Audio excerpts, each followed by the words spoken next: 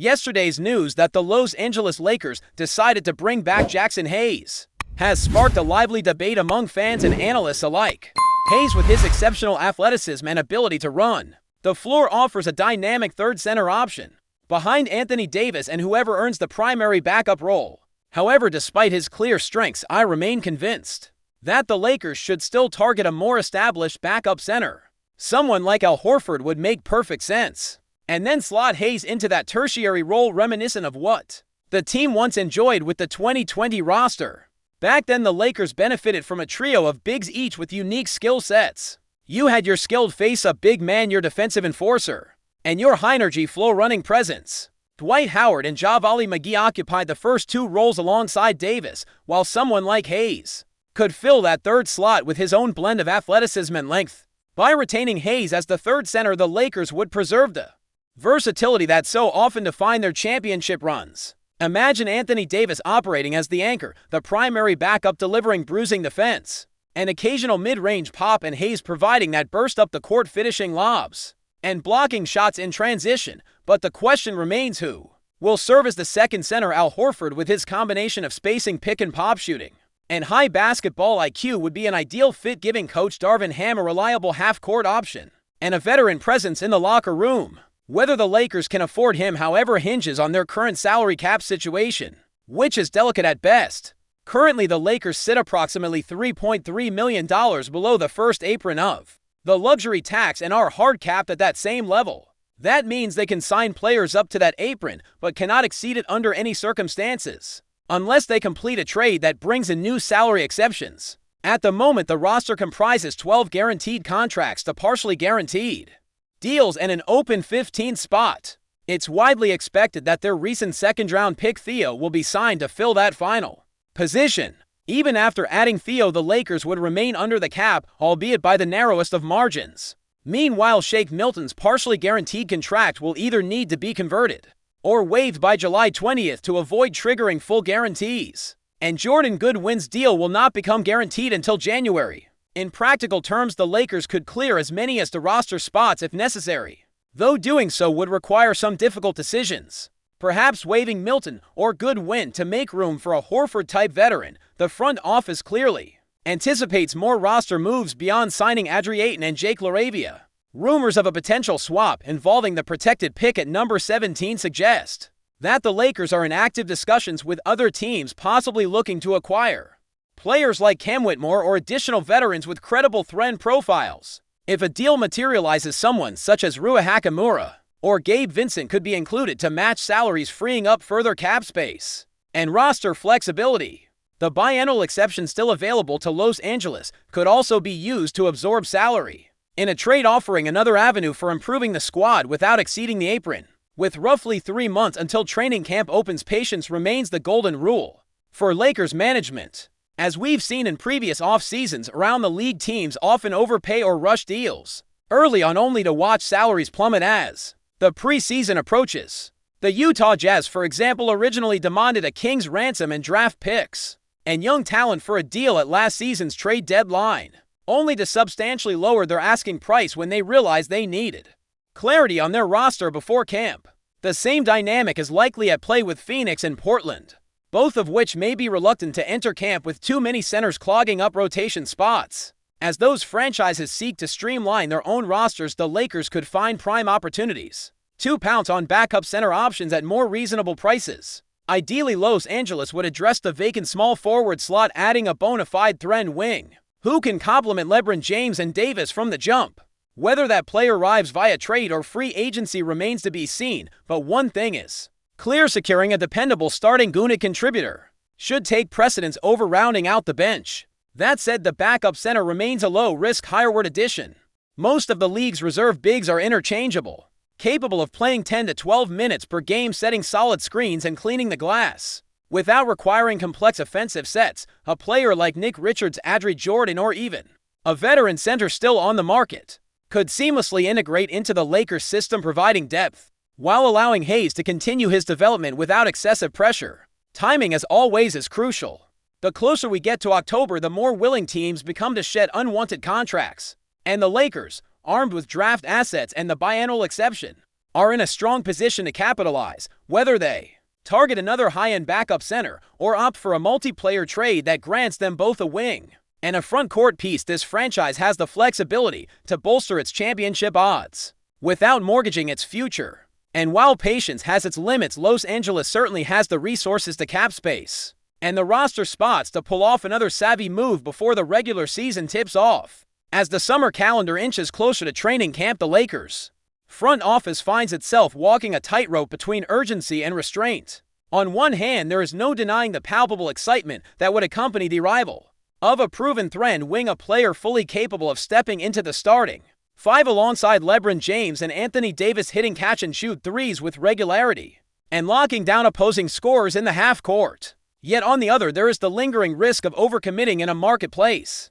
where prices have a way of peaking early and then collapsing the closer you get to October, when teams must have their rosters finalized for tactical preparations. The Lakers have seen this dance before, a hefty offer on the table at the dawn of free agency, only to watch the price tags evaporate as the preseason beckons. That lesson, if internalized, argues convincingly for patience, especially when the core of your team already projects as one of the league's most efficient offenses. Still, Los Angeles cannot afford complacency. If the ideal threat target slips through their fingers, the alternative must be equally clear. That alternative could involve leaning into a multi-piece trade, perhaps packaging a second-round pick along with a role player whose skill set is redundant next to Reeves and Bronny James. By doing so, the Lakers might net to rotation pieces in one deal, a complimentary wing and a backup big, effectively addressing both roster needs in a single maneuver. Such a move would require deft negotiation, balancing outgoing salary to stay beneath the hard cap,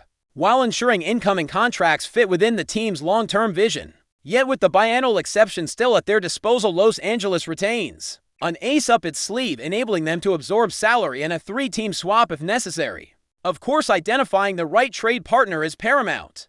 The Portland Trail Blazers, perpetually in flux, could be enticed by draft capital, particularly if they view a young player like Bronny James as a sweetener to jumpstart their rebuild. In that scenario, the Lakers might be able to pry loose a capable wing with untapped two-way potential, someone who has flashed perimeter shooting in spurts, but has yet to find a permanent home. Meanwhile, the Phoenix Suns, looking to expedite a roster reset, could also be in the market for future picks, opening the door to discussions about Malcolm Brogdon or Landry Shamet in exchange for the Lakers sending out salary via the biennial exception. These sorts of conversations, quietly ongoing behind closed doors, illustrate the kind of creative deal-making that might allow Los Angeles to upgrade multiple positions without fully mortgaging its draft cupboard or long-term payroll flexibility. Even if the marquee wing remains elusive, the Lakers still have decisions to make on the fringe of their roster. The partially guaranteed contracts of Shake Milton and Jordan Goodwin represent low-cost experiments that could yield surprising upside, especially in a league increasingly hungry for guard depth.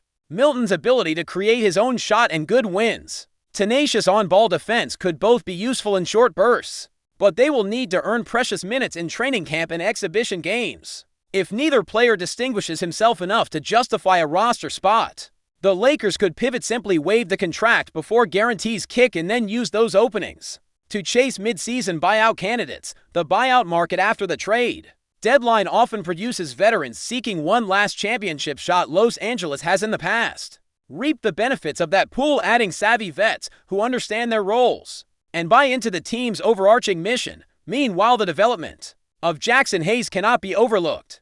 In a season defined by plodding half-court sets and occasional defensive lapses, Hayes injected a breath of fresh air with his transition rim runs and his occasional elasticity in the paint. As a third center option, he figures to see moderate minutes, perhaps 8 to 12 per game, but those are invaluable reps for a young big man still perfecting his touch and spatial awareness. If the Lakers were to invest in handing him more responsibility, it could accelerate his growth curve, turning him from a rotational curiosity into a bona fide playoff contributor. And with the Lakers anticipating at least one deep postseason run, the value of an ascending Hayden replacement like Hayes cannot be understated. On the subject of playoffs, it is worth contemplating how these roster permutations might translate once the calendar flips to March.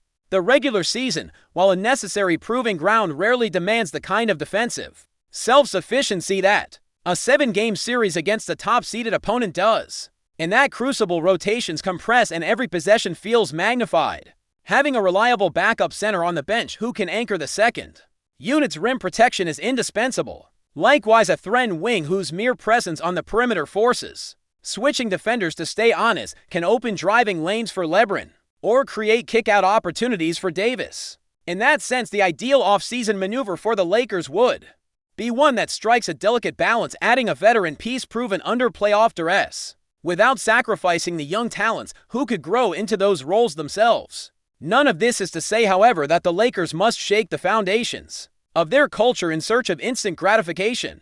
There is something to be said for continuity, especially on a roster that has already weathered coaching changes, superstar health setbacks, and a flurry of mid-season transactions. Over the last few years, continuity breeds cohesion, and cohesion breeds the kind of unselfish ball movement and defensive rotations that have historically propelled Los Angeles to championship glory. If the Lakers can maintain a sense of trust among their core players, LeBron's playmaking vision, Davis's two-way prowess, Reeves' scrappy competitiveness, then even marginal upgrades around the edges can compound into substantial gains. When the stakes are highest, timing once more remains everything. With roughly 3 months until pads hit the hardwood in training camp, the Lakers possess both the breathing room to allow trade talks to mature and the luxury of knowing that teams with surplus big men or fringe veterans often accelerate their own timelines. As the preseason deadline approaches, those franchises cannot and will not carry bloated rosters into camp. They need clarity on who will receive meaningful minutes. As these front offices adjust their plans, the Lakers must remain nimble, ready to pounce on opportunities to absorb salary for value-add players or to send out draft picks for under-third talents. This kind of opportunistic strategy, undergirded by careful financial planning, represents the modern blueprint for sustained contention. Finally, one cannot ignore the intangible factor that always seems to tip the scales in favor of Los Angeles: the Lakers brand itself. The allure of playing alongside all-time greats under the bright lights of a basketball city still holds currency in the NBA.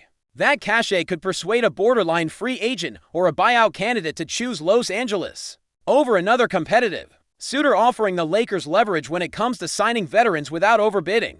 Moreover, the championship pedigree evident in the banners hanging from the rafters serves as a constant reminder that this franchise expects excellence. That expectation, while a weighty burden, also functions as a magnet for players who believe that a late-season pickup could yield rings. All told, the Lakers' second act of this off-season narrative will hinge on their ability to orchestrate the right blend of patience and proactivity. They must avoid the siren call of early overpay, yet remain vigilant for favorable shifts in the marketplace that can be seized with minimal collateral. A thoughtfully negotiated 3-team trade, a savvy buyout addition, or a disciplined signature on a veteran backup center could each provide the necessary boost. And as training camp looms ever nearer, those moves will not only shape the regular season trajectory, but lay the groundwork for a postseason campaign in which every possession, every switch, and every hypochondrial decision can mean the difference between an early exit and another championship banner.